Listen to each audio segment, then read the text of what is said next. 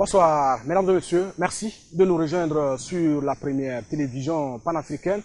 Impossible de parler de la vie politique au Burkina sans évoquer son nom. Lui qui a été pendant 2 décennies l'un des piliers sur lesquels reposait la stabilité et la sérénité du régime de Blaise Compaoré.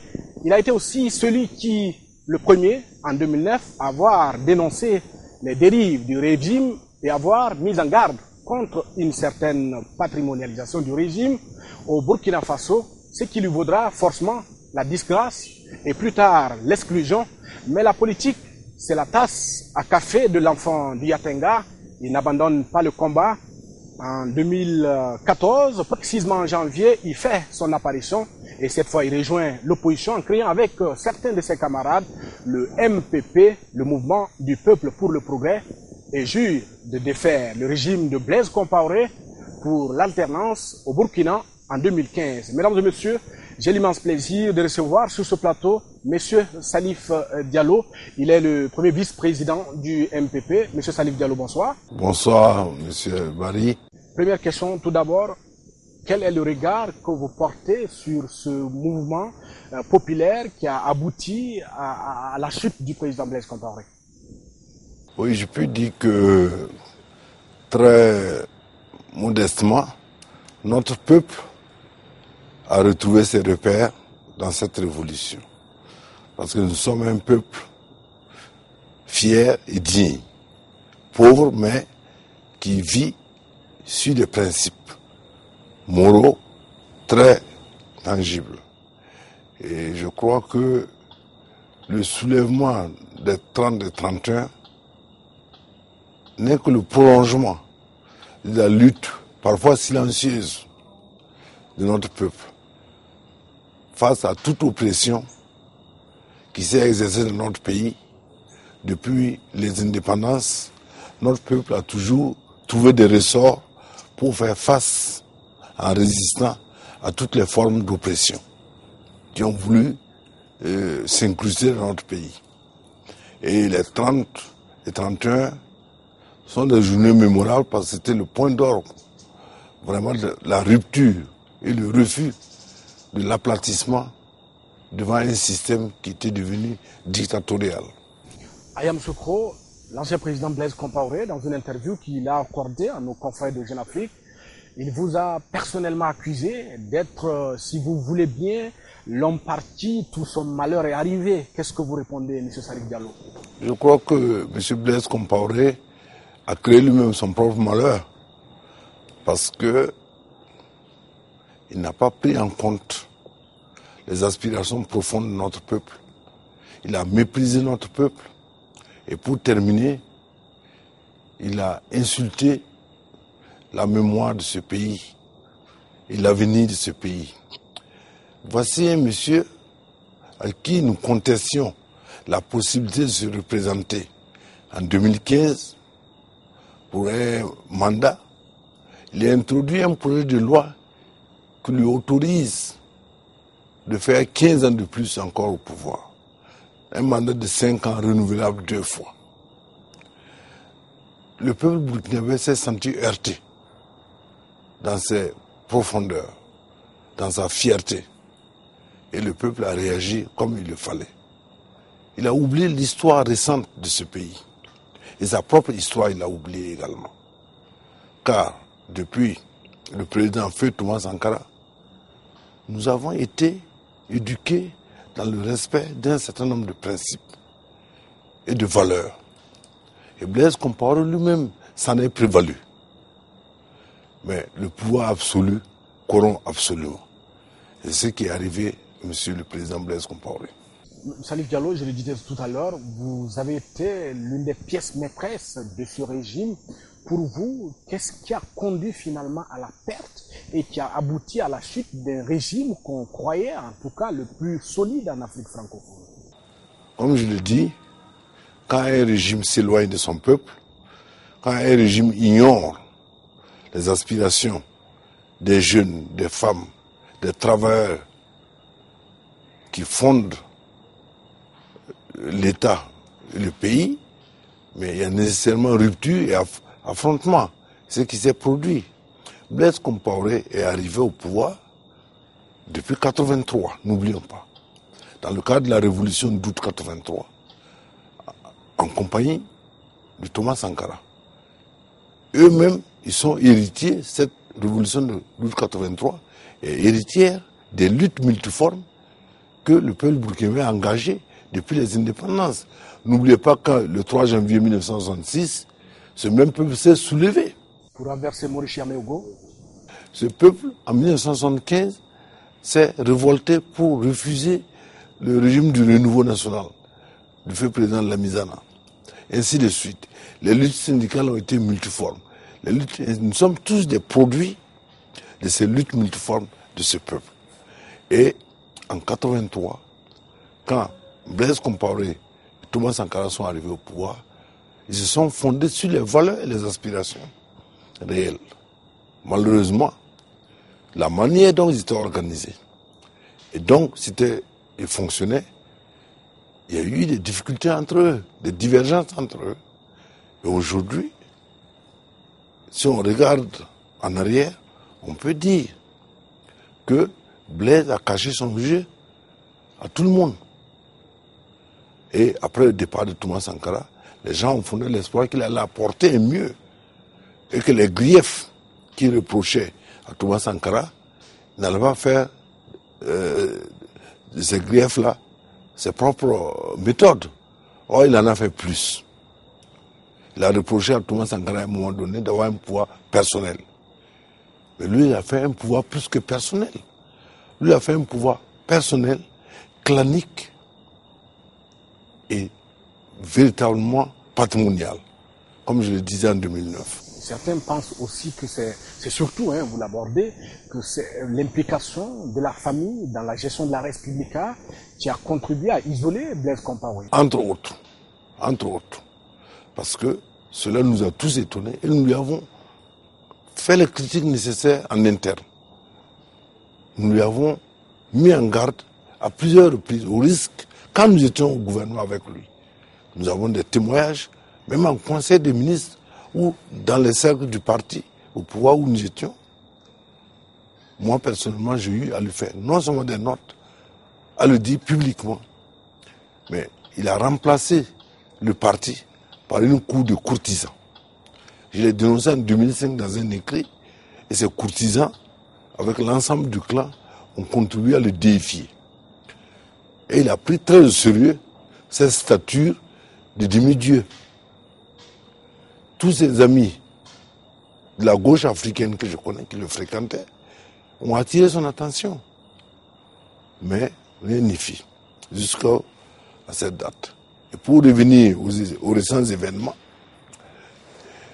les Burkinabés pouvaient tolérer Blaise Compaoré jusqu'au terme de son mandat, s'il était respectueux des engagements que lui-même il avait pris en 2000 face à toutes les structures sociales du pays. Les communautés religieuses, les syndicats, le patronat, les jeunes, les femmes. Mais là, il a voulu encore se jouer de tout le peuple.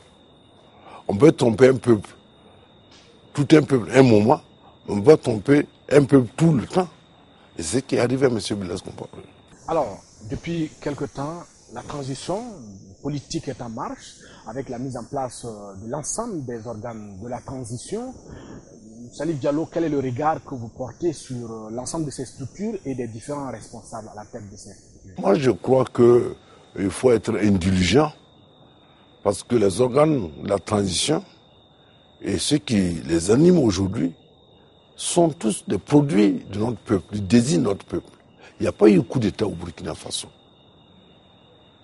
Le président Kafando ne s'est pas autoproclamé. Ce sont les organes de la transition qui l'ont désigné. Le premier ministre Zida ne s'est pas autodésigné. C'est pratiquement le peuple, dans la rue, que les gens ont accepté, qui gère dans un premier temps la tête du pays, et par la suite qui devienne Premier ministre. Et jusqu'à présent, je crois qu'il y a une vigilance populaire quant à l'encadrement de cette transition.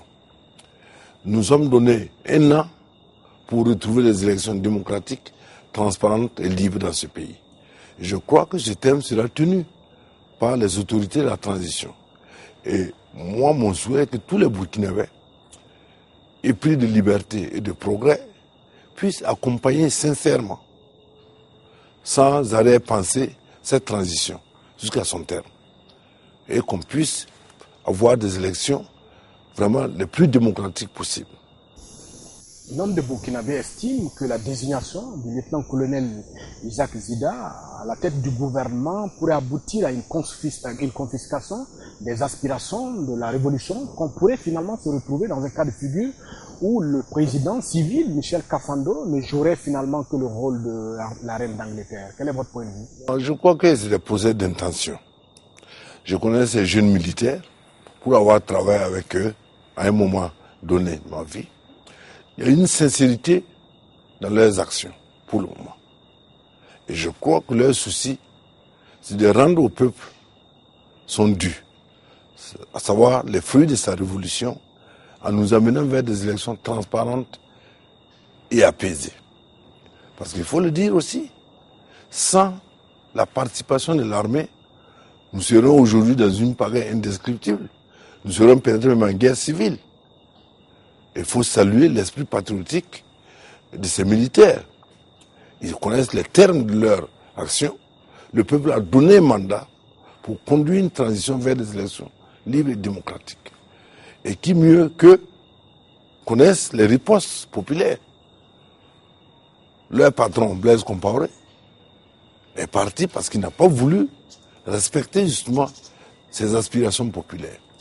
Et je ne crois pas qu'il ait de l'intérêt et de l'intention de ces jeunes militaires-là de confisquer les fruits de la révolution. Il faut éviter les procès d'intention. Alors, quelle appréciation faites-vous des premiers pas des responsables de la transition?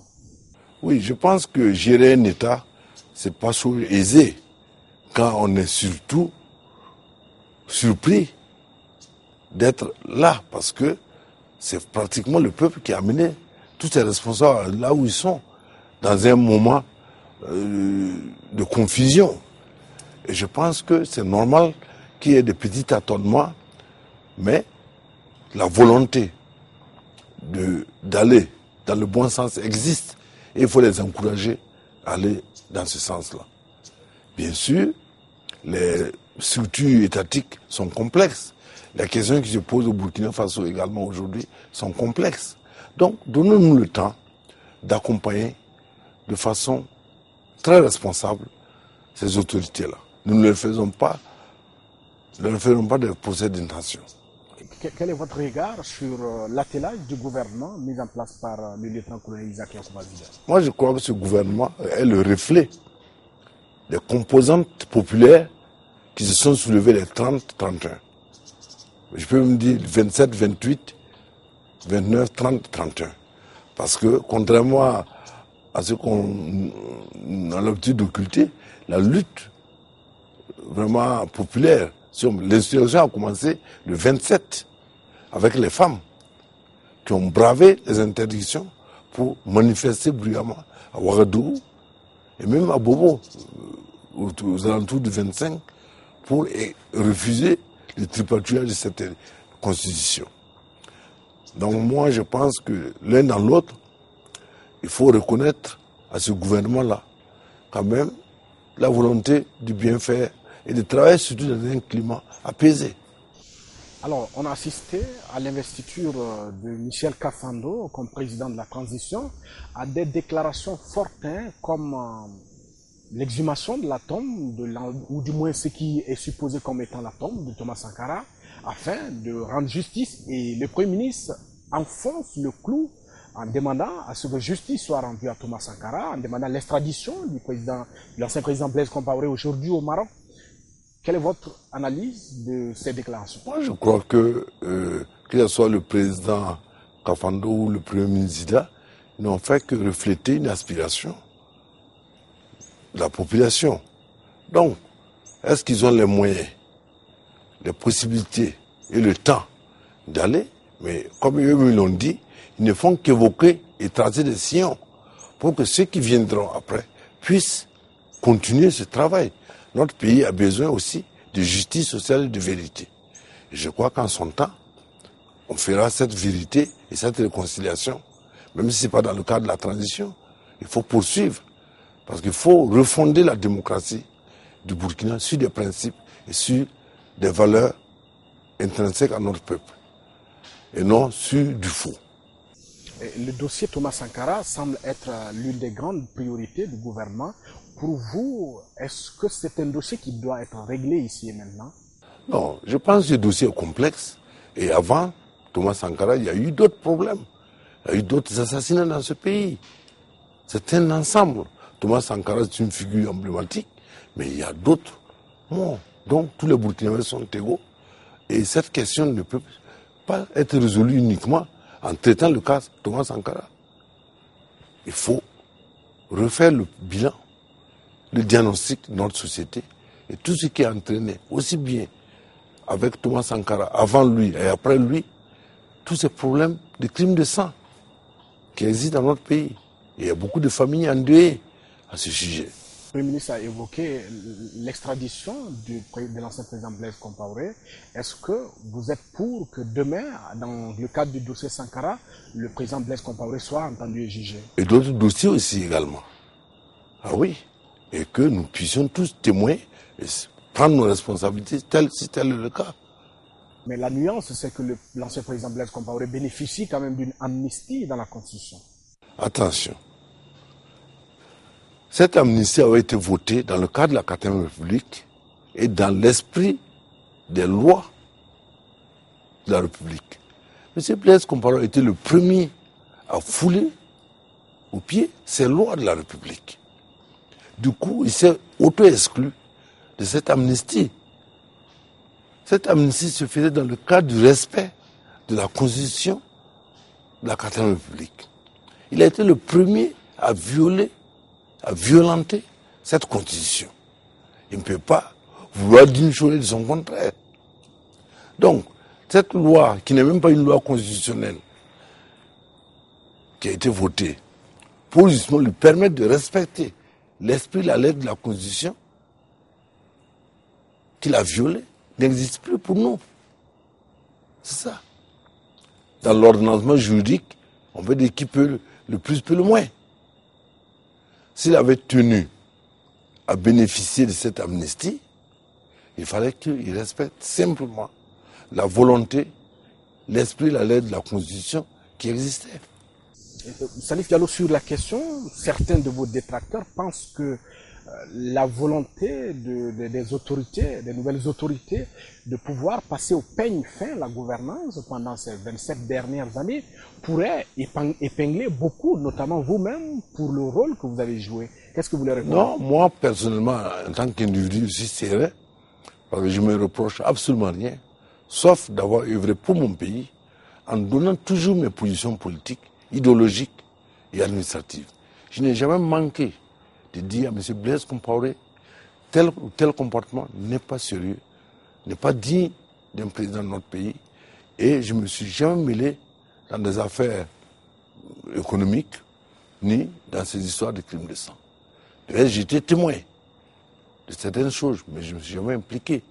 Et je pense que notre parti n'a vraiment pas peur d'un déballage aujourd'hui. Nous nous assumons, et nous nous assumons entièrement et pleinement. Vous avez dit que vous avez été témoin de certaines choses. À quoi faites-vous allusion? Non, bien sûr qu'en son temps, si vérité et justice se fait, on aura l'occasion. Il y a eu beaucoup de dossiers dans ce pays. Voilà. Ce serait fastidieux de les énumérer ici. Lesquels vous tient à cœur? Non, je pense qu'il y a pas mal de dossiers. Qu'est-ce que vous assumez comme responsabilité dans la gouvernance de Blaise Compaoré, dans son bilan? Nous avons dit dès le départ, à la création de notre parti, que nous assumons l'actif et le passif de ce régime. Parce que nous étions autour de Thomas Sankara, de Blaise Compaoré ensuite, pour bâtir notre pays. Ce n'était pas au service d'un homme. Et je crois que M. Blaise Compaoré a perdu cela de vue. C'est pourquoi nous avons souvent eu des échanges très houleux.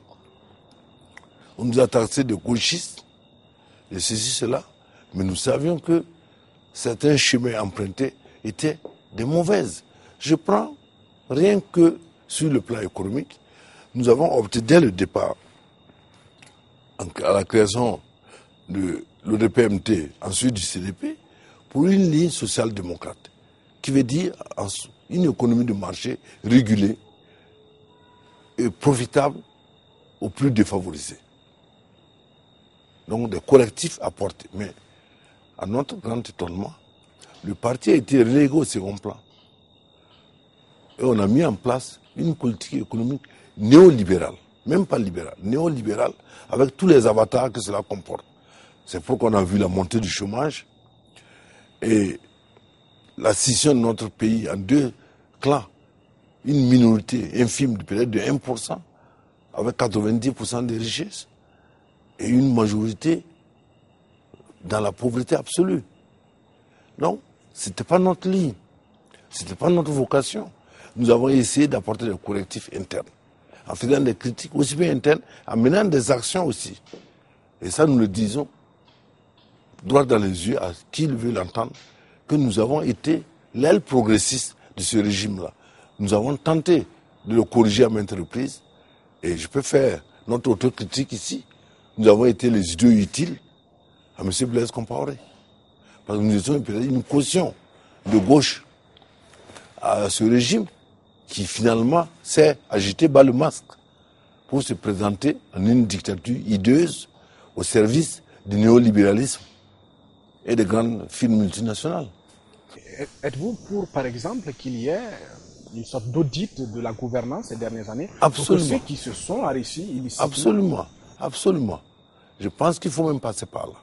Pour non seulement avoir une gouvernance stable, mais aussi pour prévenir pour l'avenir. Absolument. Et pour la réconciliation, que faudra-t-il faire?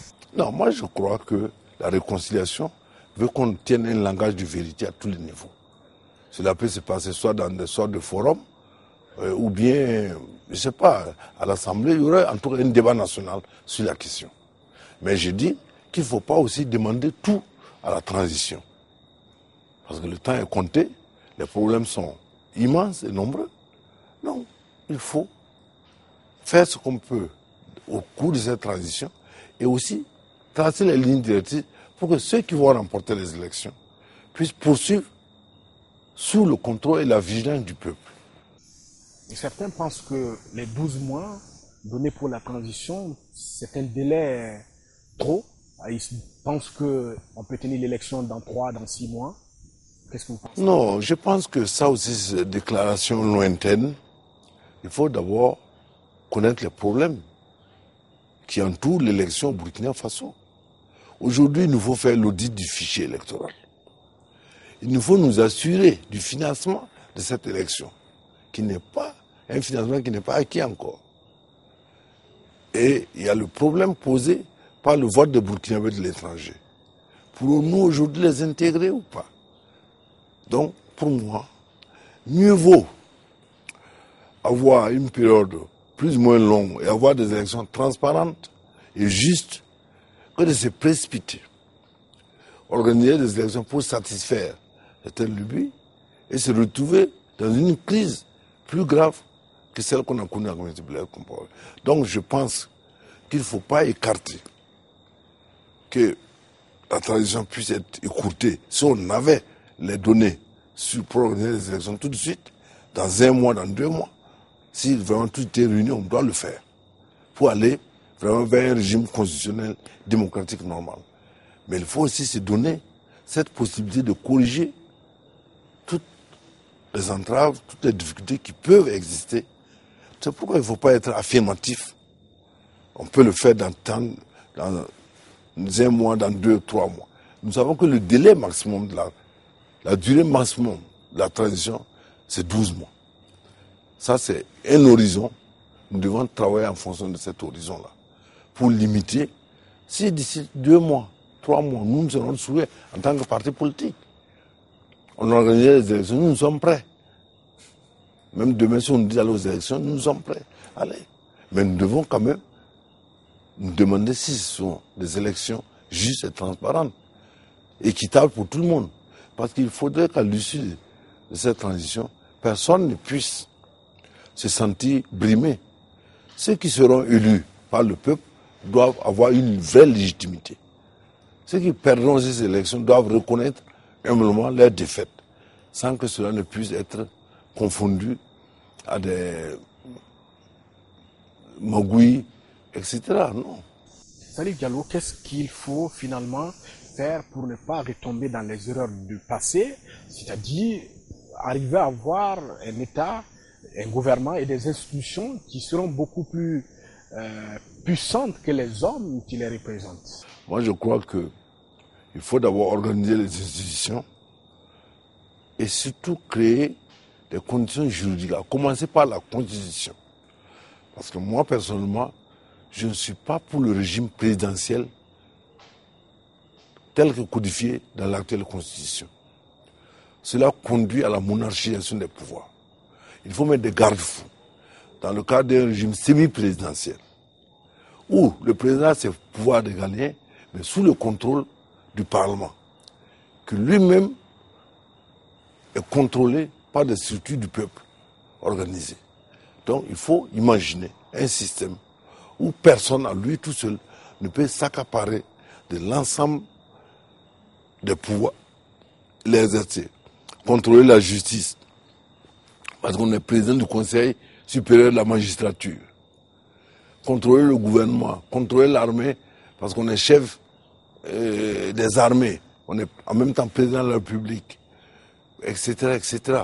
C'est-à-dire partout où on trouve la main présidentielle, en vérité la Constitution se résume à ses pouvoirs. Les autres pouvoirs sont des ordonnements démocratiques. Il faut éviter cette situation.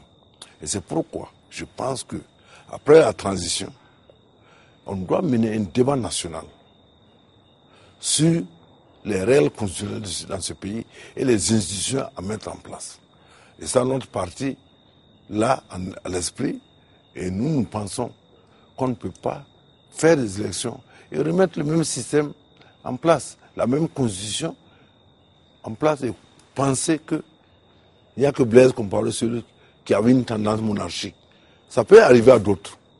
Donc mieux vaut prévenir que guérir. Il faut créer les règles du jeu de manière à ce que personne n'ait la tentation de devenir autocrate encore dans ce pays.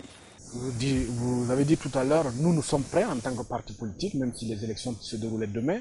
Je me rappelle, il y a quelques mois, à Waiguya, dans votre fief politique, vous avez dit ceci: en 2005, je suis passé ici, je vous ai dit, le futur président c'est Blaise Compaoré, il a été élu. Je reviens vous dire cette année que le président du Burkina, en 2015, c'est Roch Marc Christian Kaboré, le président de votre parti. Est-ce que vous maintenez les mêmes propos? Oui, nous sommes en politique. J'ai fait cette affirmation en tenant compte de la disposition des forces politiques dans le pays. Et vu l'allure aujourd'hui du MPP et surtout notre programme, qui est un programme social-démocrate, de restauration de l'économie nationale, de la dignité, et surtout un programme en faveur de la jeunesse burkinabé, j'ai pu dire que ce programme va emporter l'adhésion du plus grand nombre de Burkinabés dans un vote transparent. Voilà ce que j'ai voulu simplement dire. Et au 6 avril, au stade municipal, j'avais dit aux jeunes, aujourd'hui nous sommes au stade municipal, demain nous serons à Laïko et après-demain à Kosiam. Nous sommes à l'étape de Laïko aujourd'hui. Nous avons fait cette insurrection jusqu'aux portes du palais. Et M. Blaise Compaoré était contraint de démissionner, de fuir. Donc c'est dire que ces affirmations ne sont pas des affirmations en l'air de politiciens qui fait uniquement de la propagande. Nous sommes là sur un terrain concret où il y a une évolution des rapports de force au sein des partis politiques, au sein de la société, et il faut en tenir compte. L'aspiration du peuple burkinabé, c'est un véritable changement, hein. Mais lorsqu'on regarde le MPP et l'ensemble de ses acteurs, M. Salif Diallo, on a le sentiment que c'est une sorte de remake du CDP. Est-ce que vous ne craignez pas que le peuple rejette le MPP? Non, nous ne ressemblons pas au CDP du tout. C'est vrai que nous autres, nous avons été des anciens du CDP. Mais par notre programme, par notre démarche politique, nous ne ressemblons en aucun point au CDP. Parce que le CDP, c'était plus un parti. C'était un club de soutien à un homme. Nous nous démarquons de cette pratique politique. Et c'est pourquoi nous avons quitté le CDP. Nous avons dénoncé vraiment la caporalisation de toutes les institutions du pays par un seul individu, en l'occurrence Blaise Compaoré. Nous avons dénoncé la déviation de notre démarche économique, qui était une démarche social-démocrate, en un néolibéralisme sauvage. Et aujourd'hui, le MPP compte plus de 90% de jeunes. Que vous connaissez peut-être quelques têtes de pro. Mais notre parti se fonde sur la jeunesse. Et vous verrez aux élections quelle sera la moyenne d'âge sur nos listes électorales. Quels sont ceux qui seront aux avant-postes du combat électoral. Nous donnons la priorité aujourd'hui à cette jeunesse. Nous sommes là comme encadreurs vraiment momentanés. Cette jeunesse, c'est le devenir du pays et c'est la base sociale du MPP aujourd'hui. C'est pourquoi, malgré que nous ayons passé par le régime de Blaise Compaoré, cette jeunesse nous fait confiance parce qu'elle nous connaît individuellement dans nos prises de position, dans notre capacité d'être consensuels, d'être des démocrates et surtout d'être des progressistes, c'est-à-dire des travailleurs pour l'ensemble du pays. Il y a une autre menace sur le MPP, c'est l'adhésion des anciens dinosaures du CDP après la chute de Blaise Compaoré. Quelle attitude allez-vous adopter? Allez-vous les accepter? Non, écoutez, là-dessus, nous avons déjà pris des décisions. Nous avons dit que ceux qui sont restés avec Blaise Compaoré, s'ils veulent venir au sein de notre parti, doivent passer par les bases, faire leur autocritique et demander le pardon aux bases, à notre peuple, et jurer ne pas recommencer, et ensuite faire demande d'adhésion. Ce n'est pas la direction du parti qui admettra un dinosaure, ex-dinosaure du CDP, au sein du MPP. Et on va se retrouver avec le CDP bis. Non, non, et c'est sûr, il y a d'autres qui sont venus, ils ont été renvoyés par la base, déjà. Ils ont été récusés par notre base. Nous ne sommes pas à la recherche de pontes, ni de notables politiques. Nous sommes à la recherche d'une adhésion populaire, une adhésion consciente mais populaire de notre peuple. Ce n'est pas une conquête du pouvoir pour le pouvoir. Nous voulons changer la manière de faire le pouvoir, de gérer l'État au profit des travailleurs et des populations les plus défavorisées. Que les notables politiques aillent se faire voir ailleurs, pas au MPP. Et nous assumons notre orientation idéologique et politique. C'est pourquoi nous ne sommes pas un parti de tout venant. Il y a eu des demandes d'adhésion qui ont déjà été rejetées par nos bases. Certains de vos détracteurs pensent que l'union sacrée entre le trio de tête, notamment vous, Salif Diallo, Roch-Marc Christian Kaboré, et Simon Compaoré, que ce mariage-là ne pourra pas survivre à la longue. Oui, ça c'est une propagande des CDPistes, des gens du CDP. Que ce soit Roch Kaboré, moi-même, Simon Compaoré, nous avons lutté ensemble pendant 20 ans, nous avons pris des coups ensemble et nous avons lutté pour des orientations. C'est vrai qu'il arrive, entre plusieurs personnes, d'avoir des nuances, mais la ligne fondamentale du parti, nous l'avons tracée ensemble, avec d'autres camarades. Et nous travaillons à respecter cette ligne fondamentale de notre parti. Nous sommes avant tout des militants. Nous ne sommes pas des notables politiques. Nous sommes des militants de base. Et nous avons des références idéologiques qui nous gouvernent. Nous avons notre statut, notre règlement intérieur. Et, que ce soit Roch, moi ou Simon, le jour où un de nous va dévier par rapport à la ligne fondamentale, va s'auto-cratiser, mais les militants vont lui faire la fête. Et il risque de connaître le même sort que Blaise Compaoré. C'est-à-dire à notre propre niveau, il serait exclu, sanctionné du parti. Donc nous sommes un parti démocratique ouvert, où il y a des débats d'idées. Et nous refusons qu'une personne, qu'un individu s'approprie notre parti. Dernière question sur votre propre personne, Salif Diallo. Lorsque vous étiez tout puissant, ministre... Je n'ai jamais été tout puissant. Ben, on peut le dire, hein, vous étiez un homme puissant dans ce pays. Lorsqu'on venait chez vous, il y avait des dizaines de véhicules qui garaient. Et finalement, lorsque vous êtes tombé en disgrâce, permettez-moi le terme, il n'y avait aucun véhicule devant votre porte. Tout le monde vous fuyait. Et je reviens chez vous en 2014. Impossible de garer souvent. Quelle est la leçon que vous tirez de cette traversée du désert? Oui, bien, ça donne des leçons d'humilité d'abord. Et je pense que les gens venaient chez moi. Il y a beaucoup de ces personnes étaient sincères. Mais après coup, vous savez qu'il était difficile, quand on fréquentait Salif Diallo, de garder son poste d'emploi. L'autocratie avait atteint ce niveau. On avait posté des policiers, des services de renseignement autour de ma maison pour repérer tous ceux qui me fréquentaient. Et on les sanctionnait au niveau des services. J'ai eu des camarades qui ont été affectés loin de Ouagadougou, d'autres ont été purement seulement chargés de leur emploi parce qu'ils étaient des camarades politiques de Salif Diallo. Et moi, j'ai demandé à beaucoup de mes camarades de prendre du recul. Et nous avons commencé à travailler dans une sorte de semi-clandestinité avant la création du MPP. Monsieur, ainsi prend fin cette émission qui recevait Salif Diallo, premier vice-président du MPP, le mouvement du peuple pour le progrès au Burkina Faso. Merci à vous de l'avoir suivi et très bonne suite de programme.